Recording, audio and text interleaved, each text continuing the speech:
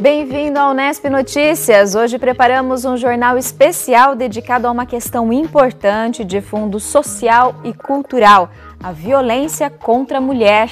A edição desta quarta-feira, 18 de abril, começa agora.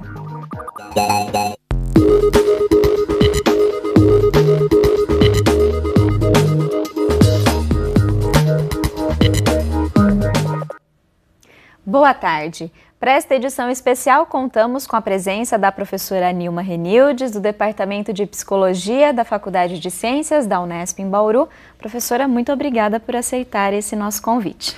Eu que agradeço por estar aqui mais uma vez e poder estar contribuindo para que a gente possa levar até a população as discussões sobre violência contra a mulher. Obrigada. Um tema tão importante, né? Sim. E a professora Nilma vai nos ajudar a compreender os desafios que o Brasil ainda enfrenta para garantir a prevenção e o enfrentamento da violência contra a mulher em diferentes instâncias sociais.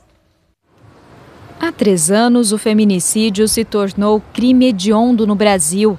A Lei Federal 13.104 de 2015 colocou o país numa lista de nações latino-americanas que incorporaram o termo à legislação. Apesar do avanço atribuído à medida, desafios ainda se impõem ao enfrentamento da violência contra as mulheres.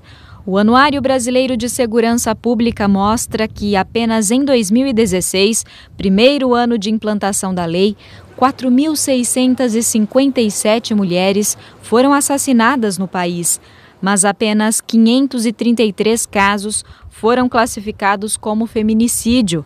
A subnotificação, atrelada ao medo de denunciar crimes em que o parceiro é o agressor e a falta de políticas públicas que deem suporte às vítimas, colocam uma pergunta central: o que ainda é preciso fazer para combater essa realidade?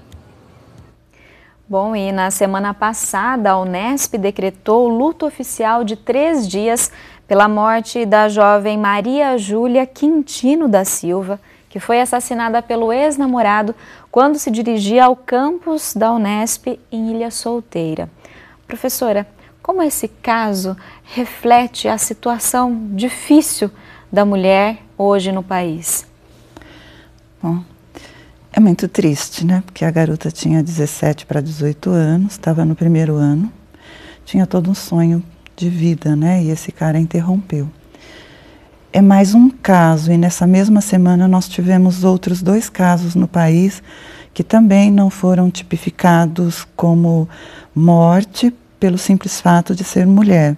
Uma delas estava numa caminhonete de um rapaz dirigindo sem carta em Minas, e ele alegava que nem sabia que tinha pessoas em cima do carro.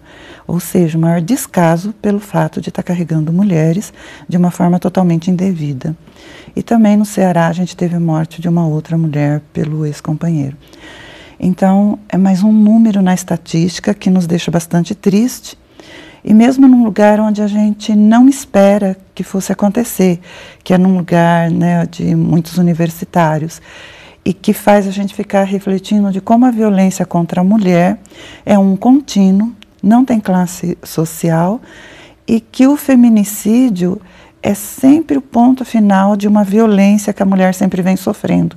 Então é uma crônica de morte anunciada, e a gente percebe o quanto o Estado, a comunidade, a sociedade não foi capaz de proteger essa mulher, não foi capaz de proteger essa vítima. Era uma luta, né, que o feminicídio se tornasse um crime hediondo, né, no país. Como que você vê, neste momento, essa tipificação? Foi suficiente?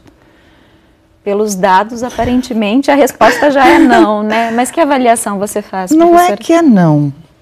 Se não tivesse a tipificação, a gente não teria a notificação nem desses 590 casos. Então, continuaria sendo um homicídio simples. E não estaria determinado que foram mortes por causa de se tratar de mulheres e que vinham sofrendo constantes ameaças e sendo vítimas de violência doméstica. Então, enquanto lei, a gente tem que colocar que é um avanço, sim, e necessário. Mas é muito fácil hoje fazer uma lei. É uma resposta muito simples, porque os nossos governantes e a sociedade não cumprem. e não implementa os mecanismos necessários para o cumprimento legal. Então, a resposta acaba sendo não quando a gente percebe o não cumprimento dos próprios mecanismos que nós colocamos de proteção à mulher nessas leis. E a própria sociedade ainda continua referendando esse tipo de crime. Então, se não tivermos uma mudança geral, cultural, não adianta só lei, né? Bom, e apesar de essa ser a ponta mais evidente do problema, a violência ela não se restringe a agressões físicas, aos casos de assassinato. É isso que a estudante Maria Elvira Silvino nos ajuda a lembrar. Ela integra um grupo de mulheres da Faculdade de Engenharia da Unesp, em Bauru, que se uniram para enfrentar a discriminação de gênero na universidade. Vamos conferir. A violência física, assim, propriamente dita, é difícil a gente se sentir vulnerável a isso, porque normalmente a gente está num grupo grande de pessoas e a gente tem muitos amigos aqui, então a gente se sente protegido. Mas a violência simbólica é muito real. Em sala de aula, principalmente, a gente vivencia assédio frequentemente, se sente inferiorizada intelectualmente. Então, acho que isso conta como uma violência muito grande no campus e é muito real. Os professores, em algumas situações, tentam valorizar a menina por motivos errados, sendo que ele pode me elogiar pela minha inteligência ou por algo que eu estou dizendo e prefere exaltar como eu estou me vestindo ou como, não sei, a minha aparência em sala de aula. E isso é desconfortável porque eu não venho para a faculdade para ser bonita, eu estou aqui para mostrar que eu sei e para aprender, principalmente. É frequente a gente ouvir de amigas e de meninas de outras engenharias. Eu faço engenharia elétrica, mas tenho colegas em outras engenharias, que a vontade de desistir do curso é muito grande e que elas se sentem desestimuladas. Então a gente tenta sempre estar junto e se ajudar para mostrar que é difícil, mas a gente está sempre junto e a gente consegue superar essas adversidades. Realmente, né, uma situação difícil enfrentada pela aluna. É ainda difícil para as pessoas reconhecer que o que ela relata é violência, professora? Sim, é muito difícil. A violência simbólica, a violência psicológica, nós temos duas questões complicadas. É de tanto a vítima como o agressor identificar que é uma violência, por conta de uma sociedade ainda patriarcal, machista, que guarda resquícios de muita autoridade em relação à figura de professor, da polícia, né, sobre as demais pessoas. E no caso da vida escolar e acadêmica, a gente tem uma relação hierárquica professor-aluno, professor-aluna, e ao invés de reconhecer as alunas pela competência acadêmica, se reconhece mais os seus dotes físicos e os esforços que em outros sentidos. E nisto a gente não avança muito, porque tanto um como o outro não reconhecem. Não é só o agressor, muitas vezes a própria vítima, ela está sendo vítima de uma violência psicológica ou simbólica e ela entende como elogio, como piada, como um gracejo e não entende que ela está sendo vitimizada, desqualificada, diminuída na relação que está sendo colocada. Ainda no âmbito da violência simbólica, no início deste ano, o governo federal sancionou uma lei que criminaliza a divulgação de mensagens misóginas pela internet. Cai na mesma questão do que a gente estava discutindo em relação ao feminicídio. É importante pelo reconhecimento em si, mas é preciso fiscalização e uma atuação mais incisiva do Estado nesses casos? É preciso uma fiscalização. E eu penso que só essa parte punitiva não resolve, porque desde sempre os garotos são educados para serem misóginos, desde muito pequeno, né? Então a gente precisa mudar todo um processo educativo. E quando a gente fala de mudar um processo educativo, a gente tem que pensar em que direção mudar esse processo educativo. Que eu fico imaginando que é numa direção da discussão das relações de gênero, de igualdade de gênero, de não discriminação, do reconhecimento da competência e das habilidades das meninas, das adolescentes e das mulheres para serem iguais aos homens, e que essa diferença que eles julgam ter é uma diferença que foi social historicamente construída e que a gente já está desconstruindo. Dificilmente hoje a gente acredita que a mulher caiu da escada.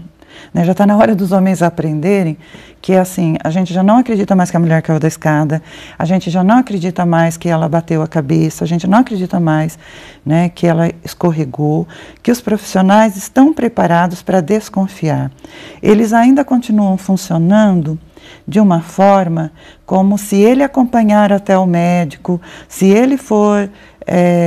que ele vai conseguir desmentir tudo isso frente a todo mundo, e eles ainda ficam colocando muito medo nas mulheres, mas grande parte dos profissionais hoje já desconfiam quando uma mulher, por exemplo, na questão da saúde, ela chega reclamando de muitas dores, tem muitas queixas, como a fibromialgia, por exemplo, a gente já sabe o quanto isso está ligado à violência psicológica, que a mulher vai introjetando o tempo todo e isso vai somatizando no seu organismo e se transforma numa doença orgânica. Agora a gente tem dados também de uma pesquisa publicada pelo Instituto Avon em 2015 que trata da violência contra a mulher no espaço universitário. Ela mostra que as próprias vítimas têm dificuldade de reconhecer as várias faces da violência. De acordo com o levantamento, 42% das alunas entrevistadas já sentiram medo de sofrer violência no ambiente universitário, sendo que 36% deixaram de fazer alguma atividade na universidade por conta disso. 10% delas também relataram espontaneamente ter sofrido violência por parte de um homem na universidade ou em festas acadêmicas, mas esse índice sobe para 67% quando elas são apresentadas a uma lista do que pode ser considerado violência, como assédio sexual, coerção, violência sexual, violência física, desqualificação intelectual e agressão moral ou psicológica. Professora, como estimular, a compreensão de que todos esses são tipos de violência contra a mulher? São diversas frentes que a gente precisa pensar. Primeiro, esclarecer as mulheres. Precisa conversar muito. Eu acho que reportagens como essa, as mulheres conversarem sobre isso e, sobretudo, a gente desnaturalizar a violência. A violência, principalmente a simbólica e a violência psicológica, elas estão extremamente enraigadas na cultura verbal. E as pessoas nem percebem as frases que elas estão usando, as frases que elas estão comunicando. Então, tanto o agressor como vítima precisam ser expostos a essa lista que as alunas foram expostas para responder. O que é e o que não é violência. Porque os próprios agressores, no processo educativo, eles também vêm educados para se comportar dessa forma. Então, essa exposição aos dados de que a violência precisa começar a ser desnaturalizado, desmistificado desde o começo. Uma educação pensando gênero, tanto desde a escola como a socialização primária, no seio da família, não incentivar isso para os meninos e não incentivar que as meninas aceitem como condição da mulher. Mostrar que esse lugar específico de homem e mulher na sociedade não existe, que isso é uma construção e que cada momento social nós vamos trocando esses lugares, nós vamos modificando, nós vamos transformando, até para não enraizar conceitos e representações do tempo de 3 formas de organização social anterior. Então, nós precisamos pensar nessas novas formas de organização social, nos novos papéis sociais que as mulheres vêm assumindo e que os homens precisam também acompanhar essas modificações. Professora, foi um prazer ter essa conversa aqui com você hoje. Agradeço mais uma vez a sua vinda aqui. Eu é que agradeço da gente poder estar colaborando com essa discussão. Obrigada. Por hoje é só. O Unesp Notícias volta amanhã às 5h15.